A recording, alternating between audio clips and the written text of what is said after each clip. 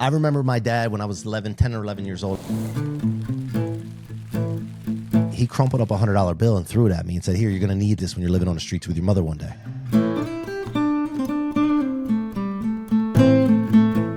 I got it from all angles. And most of the time it comes from the people closest to you. Try to chop you down.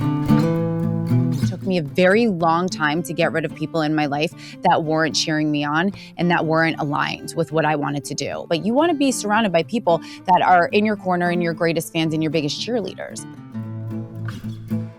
Welcome to the Build Pod, Mike C. He really is the GOAT of podcasting.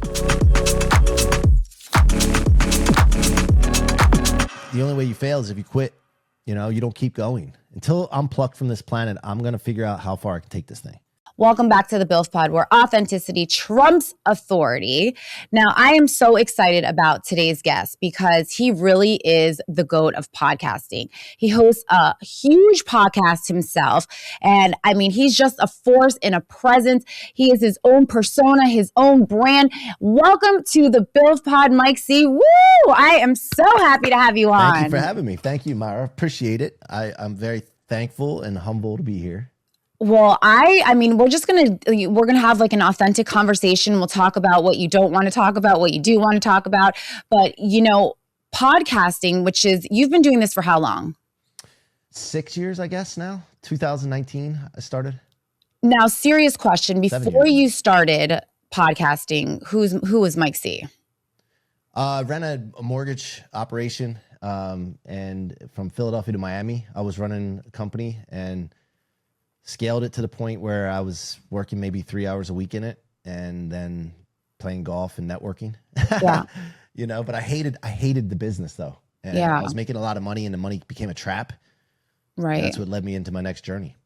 So what is something that you learned while doing mortgages that you didn't know coming into that space? Well, you know, when I first got in, it was like a survival mode. I needed to make money, right? I started as a loan officer. And then it was all about money and transactions. And then I started as I went through, you know, you have people come and go, turnover, culture was terrible. And I just didn't like it. And I said, you know what, there's got to be an answer to this. So I started hanging around people that had built companies and reading books and started realizing the importance of relationships and serving, being a servant leader and I love that. Culture and how important these things were and how important your employees' personal goals were, right, and how they had to align with the companies for things to work out. You know, there's a lot of lessons in there for sure. So you ended up, I mean, you didn't really love what you were doing, which I think is important. You have to love what you do. And then I think culture follows it. And then finally you were like, I'm just out. I'm not doing this anymore. Yeah, I hit 40 and I felt trapped. And I was just like, man. And it was, you know, the mortgage business is weird. Like if rates go up because of market conditions or economy or whatever, you could lose 80% of your business and not be able to do anything about it. And I didn't like that lack of control. And it was always a 911 with everything, it seemed like, you know. Yeah. A lot of real estate agents, I hate to say this, but they're living paycheck to paycheck. Everything is on the line for them. And if that deal doesn't close, when they think it should close, they get pissed at you. And it might be something you're waiting for from them. It might be an appraiser that's supposed to get you something. You're waiting. You got the keys to the transaction. You're not going to clear the loan to close until you have everything because you got to protect yourself. And we're always made the bad guy. And then when you did a good job, nobody ever really showed appreciation. And I was just like, I'm not living my life like this. Yeah, forget it. Yeah. So then at 40, which I love that you said at 40, because I feel like sometimes people feel, you know, by 40, you know, you kind of have to stick with what you're doing, but that's not true, especially in this day and age. You can literally reinvent yourself. So now you're 40 years old, you decide, you know what, this is not for me.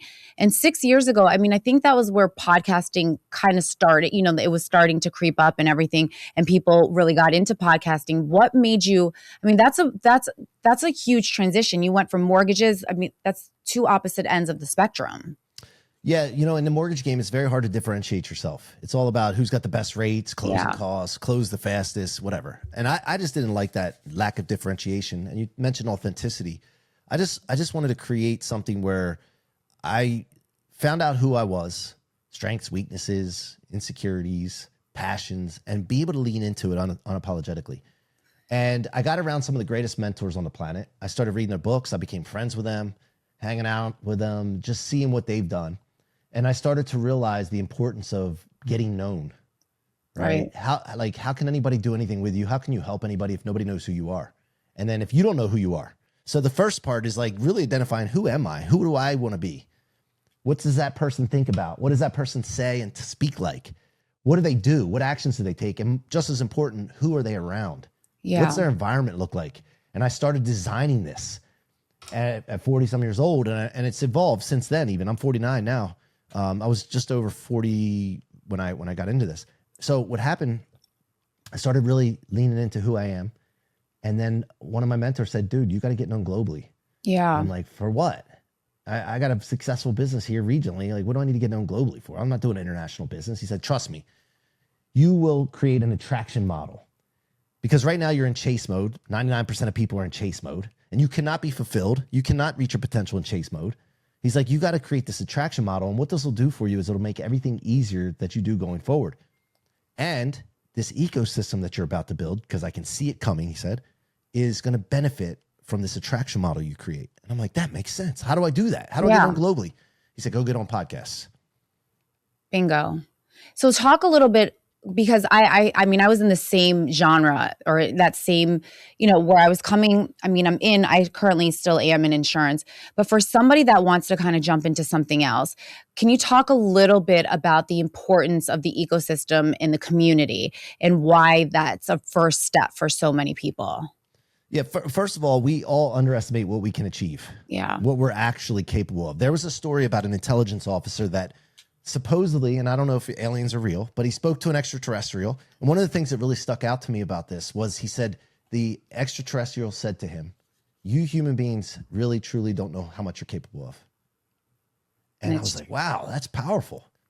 Even if it's real or it's not real, right? But just the lesson right there. And then I started to think, okay, so if that's the case, let me see how far I can take this thing, right?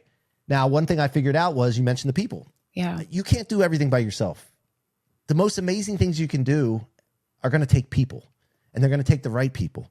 So for me, I like building authentic relationships, going deep and looking for ways to serve people.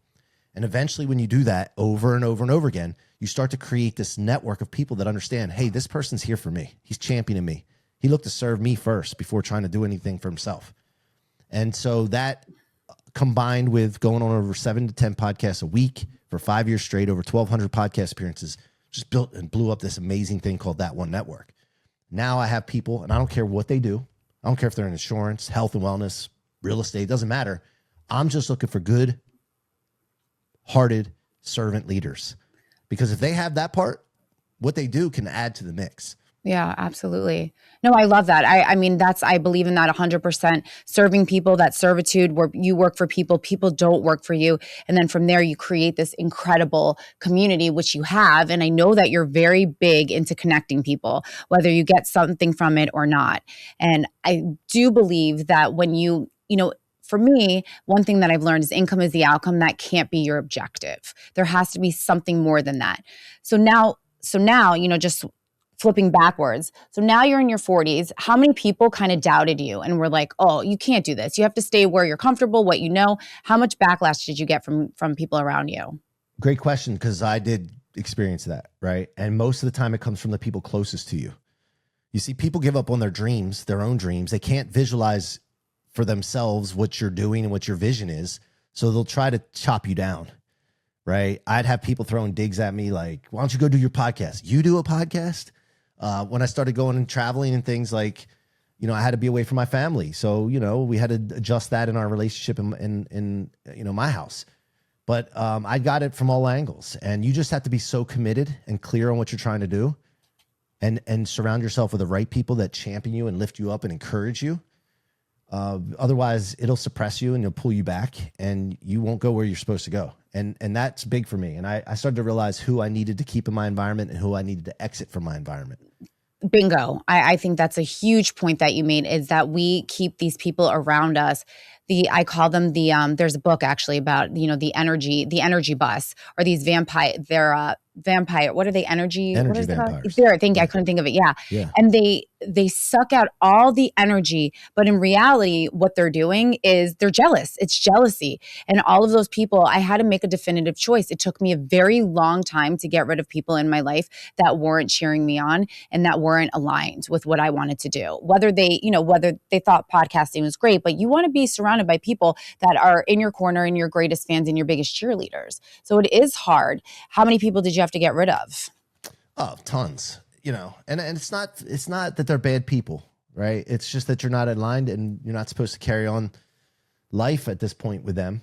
And when you keep the wrong people around you, it's not that they hold you back. It's also you hold them back. Yeah, absolutely. And I've seen people advance once I cut off relationship with them. I've seen them advance in their own life, I had people say, who are you to have a podcast? Right. I've had people say that to me before, or different weird things like that. And what I do? I push the pedal down harder when I hear that. I store it in my tank, my fuel tank, and use it as fuel and convert it into energy. Yes. Right? Most people keep things in their trunk. Yes. Where it slows them down and weighs them down. I don't do that. And my whole life, I realized that I've been doing this from the upbringing that I've had, the brokenness that I came from. I realized subconsciously my whole life, I've always been putting things in my tank instead of my trunk. Yes, I love that. I love that analogy. I think we talked about it too when I did your podcast, which you so gratefully let me come on. But I love that analogy because I think that's where me and you are very similar, that there's always going to be shit that happens, negative things that happen. You can do one of two things. You can become the victim, or you can use that to ignite your fire to propel you forward. And a lot of people use it as the victim mentality, or the woe is me, or, why me type of thing. And taking that energy and making it, it's the same thing. I love it. If you tell me I can't do something, I'm going to do it, and I'm going to do it times 10. Well, and I think you also have to put your stake in the ground and stand 10 toes down, right? Like I wrote a book called Rocket Fuel, Convert Setbacks, Become Unstoppable, because I wanted the public to know that you could not come to me with this stuff unless you wanted to fuel me. You're just going to fuel me. So I stuck my stake in the ground, and I don't have the book here, but like anybody want to check it out? It's got stories in there. I'll put it in there. I'll put it in the notes. Okay, thank you. It's got stories in there of how this all played out, but I really wanted to publicly profess that if you try to disturb what I'm trying to do, all you're doing is adding fuel to the fire, and it's going to be bigger than you ever could imagine. So you might as well not even do that. Yeah, I know. I love the haters. If you don't have a whole bunch of haters, then you're not making it in life. Those haters really do propel my energy to go forward, because those are the ones that I'm looking at in front of me, not in back of me. I'm like, okay, you're the goal, you're the target, and I'm going to show you that not only can I do it, but I can do it times 10 and make it that much better. So I love those. Yeah, well, there's some important distinction here, though. So early on, when you're on a journey, it's important to use that fuel, okay? But that fuel is not a really clean, high octane fuel. It's kind of dirty.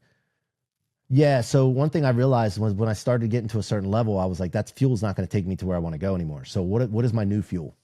And my new fuel, it became my visions and the things that I would put out in the future that I wanted to cause and create. And that's like a higher octane fuel that propels you way faster, way further.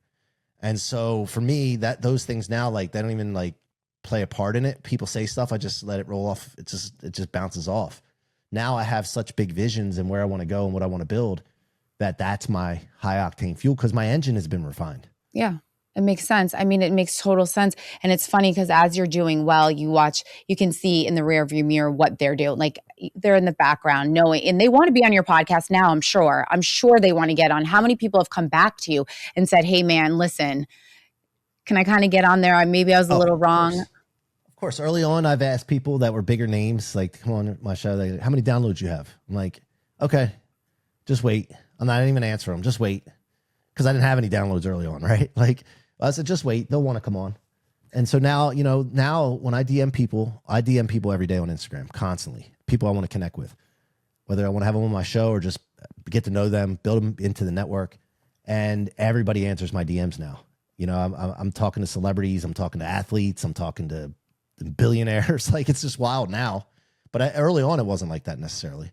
And so, yeah, for sure it changes, but you got to keep going. That's the key. One thing about me is that in morning time, everybody wakes up different feelings and emotions in the mornings in different states. when I'm in a situation where some adversity's going on, or I just don't feel like something, I just tell myself, keep going, dude, keep going. Because I know if you keep going, everything always works out. Absolutely. I agree. I'm the same thing. Like I can compartmentalize. That's definitely a big trick is if you can compartmentalize and focus on what you have going on. Like there's always going to be shit over here. Always. I don't care. I mean, I walked in this morning. I have a whole bunch of shit going on in my life right now, but I'm here and I'm intentional and focused on you. So whatever's going on over here, it really doesn't matter because the goal is to focus on what's going on here. But you said something really important, and I've heard Alex Hormozy talk about this, the power of really working your business. And you were saying early on, you reached out to people and you still do today, even with a successful podcast. Can you talk a little bit about that? How, regardless, you're still working your business and you're reaching out to people that you might have thought that were out of your league. Well, remember what the alien said. We have no idea what we're capable of, right? So if I get to a certain level, whether it's notoriety, business level, success financially, whatever, is that really as far as I'm going to take it? So that's not the case for me. I know that's not the case. So for me, I learned this from some great mentors I had. I pretend every morning when I wake up that nobody's ever heard of me. I love that. And so that keeps me on my toes and keeps me going. And, every single day I have 5 to 8 15-minute networking calls with perfect strangers. I hope the viewers are listening to this. I really do. It's so important that's why people fail is because they give up way too soon. And anybody will tell you this, hard work is going to beat out talent every single time. It's why people fail. It's because they won't keep going. And the minute they're not experiencing success because we're in an age of instant gratification, they give up. But I love what you said. I mean, you're 6 years in the business, a ton of followers, and yet you're still working your business. You're still working it to where you're reaching out, networking. That just speaks volumes about who you are as a person and your character as well as your business that you're building. Yeah, I mean, and I've been built into this. It's been an evolution. And I there's things that go through my head too, Mara, sometimes where I'm like, man, I should be so much further along. But I think that we're right where we're supposed to be. But I do have that thought sometimes like, man, because you make mistakes, and you got learning lessons that you have to go through, and money comes and goes. And, I'm just like, man, I wish I would have known better. But if you would have known better early on, you got to give yourself grace, because if you would have known earlier on, you knew better, you would have made different decisions and you would have been in a different place, of course. But if you didn't know, what are you supposed to do? So you have to get this knowledge as you go along, start implementing that knowledge into your life. And then you start to see, but by the way, I have a firm belief that once you hit 40 and then into 50, there's times where people have had life, like they had these lessons and their graph was just like this. And then it was down a little bit and up a little bit, down a little bit. And it was just gradually going up. But when you hit in the 40s and the 50s, there's a chance, if you keep going, that you have a rocket ship trajectory. And that's what I firmly believe in. I've seen it. You've seen some of the most famous people, most successful business people out there. They didn't get that until they hit 50. Yeah, I would 100% agree with you. My uncle used to tell me before I turned 40, which I can't even believe that I admitted that I'm in my 40s, but my uncle used to tell me in my 30s, he used to say, Mara, I'm telling you, when you hit 40, something is going to happen. And all of a sudden, like all of these like things are not going to matter. And you're going to skyrocket. Watch, I'm telling you, he's like, your personality changes, your demeanor changes. You have more life lessons. You know what you want, you know what you don't want. It is going to be a complete game changer. And I promise you, when I turned 40, everything changed. Everything. Confidence changed. My ability to grow changed. Relationships changed. Everything. Yeah. It's funny you say that, because I had readers on today when I was reading this morning. And I'm like, man, I actually did a story on my Instagram. I said, man, do these things make me look old? I don't feel old. I still feel in my 30s, maybe early 30s.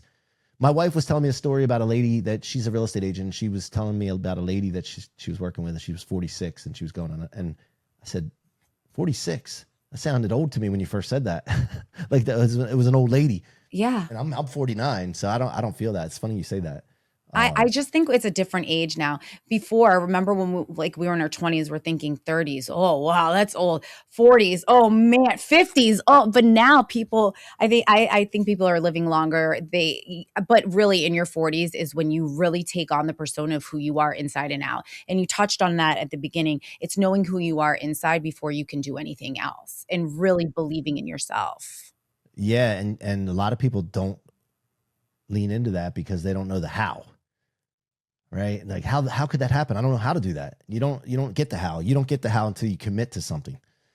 Once you commit to something, the how starts to appear because your attention is directed by the commitment and intention that you set. And otherwise your attention is directed by outside sources, and then you live in a resentful life. Yeah. So the how stops a lot of people. And I just, for me, I don't know a lot of things, but I know one thing. I'll commit to something, and then the how starts to appear. Yeah. Yeah, a lot of people are getting ready to get ready. Me too. I'm executing. I might have to go back later and fix some things, but it doesn't matter. It doesn't matter how we're going to get there. I just know we're going to get there. What is this? You talk about quantum expansion. What is quantum expansion? What does that mean? It's a big word. I have a podcast agency where we book high level people on top podcasts, right? And I started having this network expand drastically, and I knew the people and they knew me, but they didn't know each other. And I was like, this is unacceptable. We got to figure out a way to centralize this thing so people can start connecting faster without me being in the middle of it all the time necessarily. And so I started a WhatsApp group. It's got almost 600 members in it now. We network every day. We do meetups. And then the people came to me, some of the members, and they were like, hey, listen, this is great, but we want to go deeper. We want to have events. We want to get together and go deeper and have access to your network and your expertise and access to proximity. Put something together. We'll invest in you. And I was like, okay. So we put this thing called Quantum Expansion together, which is a performance group of expanding all areas of your life. So there's masterminds out there that focus mainly on networking and building business, right? I wanted to have something where we really expand all areas of our life. So Quantum Expansion is a group of high-level operators, and we come together weekly. We come together and we talk. We have a WhatsApp group between us two, and we chat every day and support each other. But we also do 4 events per year in amazing locations. And we get together and bond, and we do quantum and neuroscience exercises and activities to really expand every area of our life. I love that. And it's all about personal development, but it's also about connecting like-minded individuals. I'm in the group. I need to be active in the group, but I see the different things that are going on, and you have people from all walks of life in a good way on there. I see them all the time talking to each other back and forth, which is phenomenal that you even put that together with a servant leadership. Okay, so let's talk about podcasting. I'm very interested in this. So podcasting, I truly believe, is going to be the wave. Everybody's going to jump on it. Syndicated TV, you can see already it's going out. How has podcasting really helped you financially in your life? And what advice would you give let's start there, and then I'll ask you the second part. Yeah. Well, first of all, it allowed me to become a better communicator, better speaker, better storyteller. Right. So early on, I was going on podcasts 7 to 10 a week, 5 years straight. Right. Been on over 1,200. I was going on as the first guest on many shows. I was going on non-aligned shows, I would say, like women's shows where they were talking about menopause and perimenopause, and I didn't even know what that was. And I was just putting the reps in. That's fun. And then the show started getting bigger and bigger and bigger and bigger, and notoriety, omnipresence. See, what I did was I was one of the first people to start clipping podcasts and blasting it all over social media. And it created omnipresence, and people would see me. Explain what clipping is for people that don't understand what clipping is. And putting it up as reels, TikToks, Instagram, LinkedIn, Facebook, whatever, and just blasting it everywhere. And then people would say to me, man, I see you everywhere. I can't get you off my social media feed. And I'm like, oh, it's working. And they were like, oh, it's getting on my nerves. I'm like, good. And I would just keep posting. And then I would always ask the host when I would go on a show for the raw content. And that's an asset, by the way. So, and I would say, and I'll do it with you too. Like, let's promote your show. I want to promote your show too. So they would give me the content, and I get my team to clip it up into little pieces, like little short videos, and then blast it everywhere. So it creates omnipresence. If people do not know who you are, you cannot help people. It's impossible. There you go. So Bingo. For me, it's created omnipresence. It created a living organism, almost like a brand that's out there, and massive network expansion. Right? Like I have access to people that I never could have imagined I'd have access to. So beyond the exposure, most people think podcasting, you're going to get exposure and leverage someone else's audience. To me, that's icing on the cake. I want the host. I want the relationship with the host. I want to serve the host.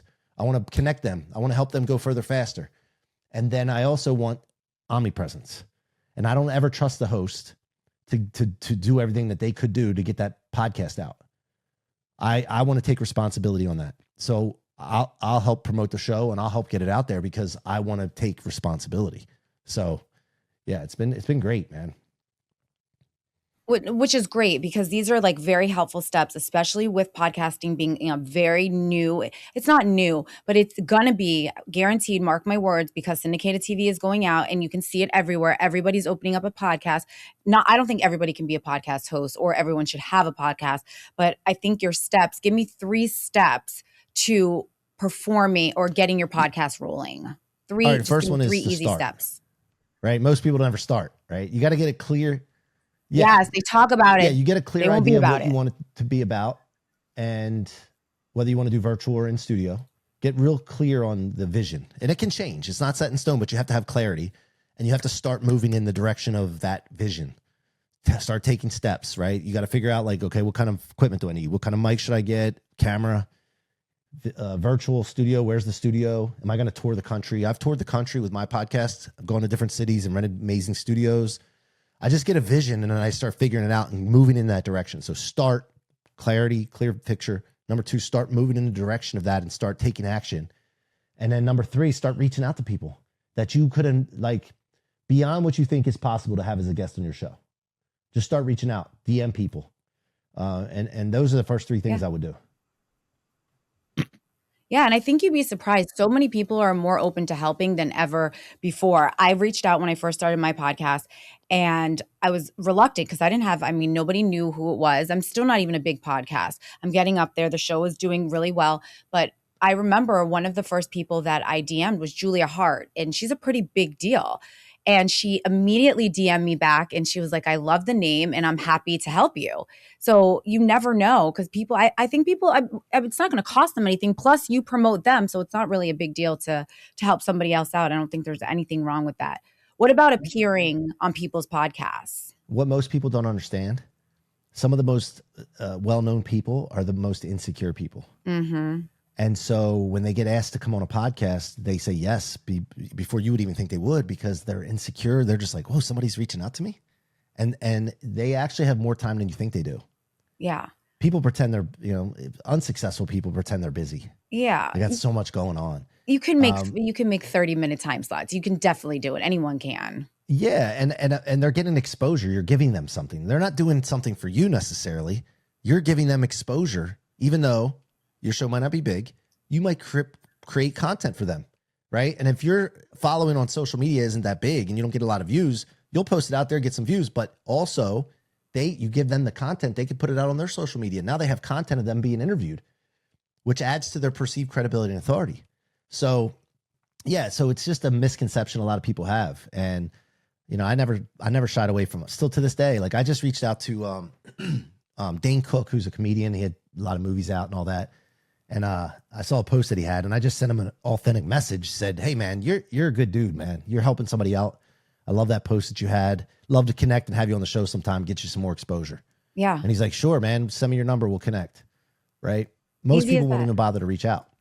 Easy as that. I know. I literally just DM'd Shelby Sapp yesterday. She's this new sales girl, cute little blonde girl, has a lot of great sales techniques. I literally, within seconds, DM me back like, "Okay, girl, here's my email. Set it up." Yeah, of course. I mean, people, and it's free exposure. So I would tell anybody out there, like, go for it. What do you have to lose?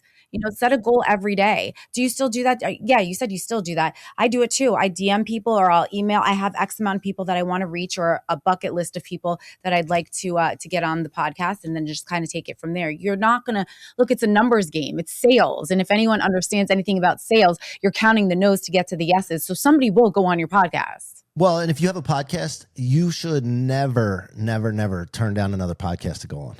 You should guest more than you podcast. Agreed. Your own show. Yeah, even if it's not aligned. Even if it's not aligned, I'll go on. I mean, obviously, if it's like something like way left that I don't know anything about, but for the most part, I don't think I've ever turned down a podcast. It doesn't matter how big the following was. I get on just for exposure to get into their audience. Yeah, because when you do that, more people will answer you. But not only that, it gets your podcast exposure. Yeah, no, it's so true. And then you'll start moving up the ranks with the shows that you can get on. Or if you get access to that one agency, for example, most people don't even know we exist. And that's on me every single day. I pretend nobody's ever heard of us. Yeah. And when people hear about, oh, wait a minute, there's a shortcut. I can move further faster by having access to bigger shows. Somebody can just get me booked on it. I just have to show up and do the interview. Like that's the thing that starts to get this flywheel momentum going, and you get velocity. Then your show starts to pick up too. Absolutely. I love it. So where are you going with your shows? Well, I use my show mainly for other podcast hosts that I want to build a relationship with, like yourself. I want to bring people into my network. I want them to experience my environment. So I have on my show top podcast hosts or people that have good podcasts or whatever. And then also my clients that at that one agency, I like to get them exposure. So I bring them on my show. And then I'll mix in some bigger names just to get more exposure. Credibility. So yeah. I just continue to do that. Like that's my focus, is really just to continue what we're doing with that. I love that. And you just keep going. All right, I'm going to switch gears and have a little fun for you. So you're going to tell me true or false, okay? No motivational speaker answers. You got to give me like real deal, all right? Most entrepreneurs quit too early. They were one decision away from breaking through. True or false? Oh, 100%. There's a chapter in there, the Think and Grow Rich, about 3 feet from gold. 3 feet from gold. And Greg Reed wrote a book called 3 Feet from Gold based on that as well. 100%. That's why I say keep going, dude, every morning. Keep going, dude. Just keep going. So, and one more thing. You will go as far as you are committed. So if you're not going and you're quitting or you're not going as far, just check your commitment level. Yes, absolutely. All right, next question. The podcast space is oversaturated. New shows have almost no chance of ever making it. False. False. 100%. I agree with you. Mindset is more important than strategy in building a business. Yeah, I would say 100% it's a foundation. I would agree. Because that other stuff comes after it. Because if you have a strategy in front of you, but you aren't committed, as I just mentioned, you won't do what it takes. Yeah. Mindset is 80% of everything you do. I agree with that 100%. Social media following is a vanity metric. It doesn't actually translate to revenue.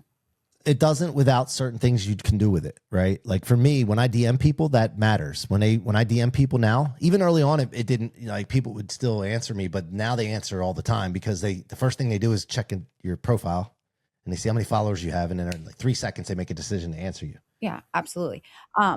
The entrepreneurship content world is more about selling dreams than teaching real skills. True. Yeah. Why do you say that? Well, most of the people that are doing it are good marketers or just have nowadays gone on AI and created some content clips, and they post it out there, and it's all about perception. Yeah. And most of them haven't done it. Yeah. Can we talk about that for a second? I know we talked about it. When I say done it, they haven't built a business. Yeah. How do you feel about that? Because there's a lot of people in the space right now that are on stages. They are speaking around the world about, they're at $60 million a year. And you read about what they've really done and they've done nothing. I don't really concern myself too much with it. I don't get distracted by that. I just stay on my mission, focus on what I'm going to do. Yeah.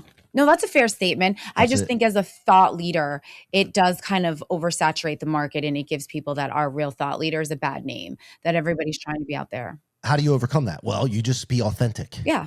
Right. You go out and you be authentic and you push your stuff out there and then wake up every morning pretending nobody's ever heard of you because you got to overwhelm that. And so to me, I just push my stuff out authentically, getting out there and then building deep relationships with people, and then continue to focus on growing my business. If you take your focus off growing your own business, then that just feeds into that even more. Yeah. And if somebody, because I know you have brand deals, I'm sure you do because your podcast. So how would somebody that would want a brand deal, what would you say would be the first strategic method or step they should do? Well, you got to start the podcast in the first place, right? And you got to start getting some decent guests on, get consistency, and then, making sure you're repurposing the content and getting it out there so that you get exposure. Again, you're not going to get brand deals or sponsors if nobody knows who you are. So you have to do that. You have to get known. You got to be in proximity with other high-level people, well-known people. Proximity is what matters. And then when people start to see that, or if you go to reach out to a brand, right? Most people sit back and wait for one. Right. They sit back and wait. And if that might happen, you might get lucky. But you got to be proactive. And you got to reach out to brands that align with you or your show and have a good package for them to look at that shows that you have some momentum, that you're in proximity to these other people that could get them exposure as well. I love it. I think that's the most honest. You're right. People are waiting for them to fall out of the sky, but you got to be a little bit forward. It's your business. And I think that's where people don't understand that this is a business like anything else. And you got to work your business. Deals are not going to come to you. You have to be a little bit more proactive as a business owner, especially if you're trying to monetize. Yeah, you need to think about, like, if I had money to give somebody to sponsor their show, who would I be looking for? Absolutely. And then build that. Have you ever, when bringing guests on, have you ever not aired? And you don't have to say the guest. Have you ever not aired something that might, like, you thought it was going to be one way, it didn't align, and you didn't air it? I think maybe one or two over the years. It just didn't align. Yeah, yeah. I don't want to speak anymore on it. But yeah, no. I didn't. You don't have to put the person out. What is something that, for podcasting, what is something that you wish that you knew? I wish I had somebody like me in my corner early on. You know, I was figuring it out on my own, and you don't have to do that nowadays. You know, when people know me, they can get access to people, systems, process, expertise that they normally wouldn't have, and they can speed up the process. So I wish I had somebody like me in my corner. Yeah, I agree. How important is mentorship, though? Oh, it's everything, man. I mean, it speeds up the process. Like, you get around people that have done it, you get to see what they did, how they did it, and you can start emulating them and thinking like them, speaking like them, doing the things they do, and hanging around the people they hang around. Yeah. And that's what those four things will cause and create a universe that you live in. Yeah. Absolutely. I mean, people don't understand. It's just that easy. I do sales also. So what I tell my salespeople, if they want to do well, get around the people that are doing well. Don't go around the parking lot powwow to the people that are in the, they're in the parking lot. Oh, the leads suck. This person. You go around. If you want to be a millionaire, what do? You sit next to the millionaire. It's that easy to do. You emulate what they're doing, how they're speaking, what they're dressing like. And when you create that environment for yourself, right? You're almost manifesting it to where you become successful. So, I mean, your advice is so sound. And obviously you've done this for quite a long time, and your podcast continues to grow. So you should be so proud of yourself. But how many times did you fail? We talk about our trophy room and all of our successes, but how many times did you fail before you succeeded in that? I don't count, because it's not even worth the number to count, right? You just go and you adjust. Like, it's not, to me, it's like, if something doesn't work out the way you expected it to, I just underestimated, or I predicted wrong. I had a prediction error, as my partner Jerry always says, prediction error. You just predicted wrong. So you just adjust, learn from it, and keep going. And the only way you fail is if you quit. You don't keep going. Until I'm plucked from this planet, I'm going to figure out how far I can take this thing. I love that. So, yeah, but I don't really count. One reason I don't count, a buddy of mine who's a billionaire told me one time he had 29 failed startups before he finally hit one that he struck and became a billionaire. Yeah. Okay. So why count? Just keep going. Yeah, and you know what I mean? If it's meant to be, it's meant to be. I love that. Are you, but on the statistics side of things, are you looking at the KPIs? Like, are you looking at when people drop off time? Are you looking at, how many viewers? Are those metrics that you're following as well? With the podcast, you're saying? Yeah. No, I don't. So for me, the podcast isn't for growing it into this big, giant podcast. It'll grow on its own, but I don't concern myself with that, because this isn't everything that I do. This isn't like the all end all be all. I use it for relationships, but it grows. Organically it grows, and I'm good with that. But no, I don't look at the KPIs for that, because it's not an important thing. I measure things that are important. So what's the things that are important for me? Well, my calendar's got to be filled with new people. Like, I want to talk to new people every day. I have 5 to 8, 15 minutes a day. I got to have 5 to 10 podcasts a week. And then I got to convert some of those people into our network and have them part of our ecosystem. And then some of them have to come in and do podcasting with us. So I look at those numbers, and then I look at how many of those people I talked to became clients. How many of those clients came in, and how many renewed with us? Like, all the business metrics, we look at those. Yeah. Anything that's important, you should measure, because if you're not keeping score. And when you're playing a game, which this is all a game, everything's a game. The life is a game. Business is a game. You cannot have a game without keeping score. Absolutely. Yeah. No, I love it. So you basically, and I don't know that I'm going to publish this part, but you use the podcast as a funnel. You use that as a funnel for relationship building, and then it trickles into everything else. Yeah. Which is so smart. I absolutely, 100%. Yeah. I mean, that's, but it's for relationships first. Like, it's got to be for relationships. It can't be to sell something. It's got to be, I want to build relationships. I want to bring people in. Matter of fact, when I do it, it's a funnel for me to serve people because I don't get much out of the network compared to the people that are in the network of what they get. Makes sense. No, I mean, your model, and I hope that anyone that's listening is listening to your model. So when you have anything, why the importance of an ecosystem has to stand at the forefront, as well as developing relationships. It doesn't just happen overnight. Like anything else, you have to build a strong foundation in order for everything else to work itself out. So, I mean, everything you've said today is so valuable. What is something that you've never really publicly spoken about, but you think is important that's helped you grow your business? I don't know if I've ever publicly spoken about this, but there's definitely times when I was a younger kid growing up in the brokenness that I grew up in and not having a relationship with my dad and things like that. Like I gotta be valuable. I gotta serve. I gotta be, people need me in their life. And I don't know if that's healthy or not, but I use that in my business. Like I gotta be valuable to people. I gotta be so valuable. I've never been fired from a job.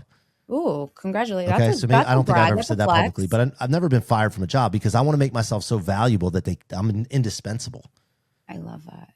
I hope that that's a big word, indispensable. You want to be valuable, and you do think. And I love what you said.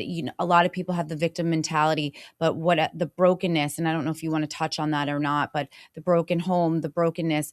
And you said that you use it in your front as opposed to your trunk, but you've used that to create such an empire of positivity that allows everybody around you to thrive, which is absolutely important. So it doesn't matter where you come from or what you do, everybody has the opportunity to be great and valued. So I love 100%. 100%. I mean, I remember my dad when I was 10 or 11 years old, I was moving out of his house, my stepmom's house, and he got court papers delivered to him because I told my mom I wanted to move back with her. And he crumpled up $100 bill and threw it at me and said, "Here, you need this when you're living on the streets with your mother one day." Wow. And I was like, "Am I?" That's a question. When I was younger, I always asked that question too. Like when I would bounce from school to school and have people, picking on you and this and that, they'd say things about you. Am I? I would ask myself that question. Am I? Yeah. Wow. And so I just use that as, I'll never need that money. And today, do you have a relationship with your dad today? No, you don't. No, but I'm sure, I'm sure that your kids are exorbitantly proud of you. I'm so sure of it. I hope so. I'm sure they are. They may not admit it. You're like the cool dad. When you're living with your kids, it's like, you're just, oh, he's just getting on me, this and that. And, but one day they'll understand. They will. And what do your kids think about podcasting? They think it's cool or they're like, eh? They think it's cool when I have somebody on the show that they know from YouTube or something like that. Yeah. Or if I'm DMing somebody that they know, like they'll be like, "Oh, that's so cool. Can you tell them this, this question?" But other than that, they could care less. Yeah, mine too. And then my daughter, she'll criticize and be like, "That was so cringe that you even asked that. Why would you ask that?" And then her friends will come in the house and they'll be like, "Oh, Mar, you did so great today." She'll be like, "Ew, no, she didn't. She was weird." It's funny though. But I appreciate you coming on here. And if, today's guest is more than a guest, he's a networker, entrepreneur, he's a brand in himself.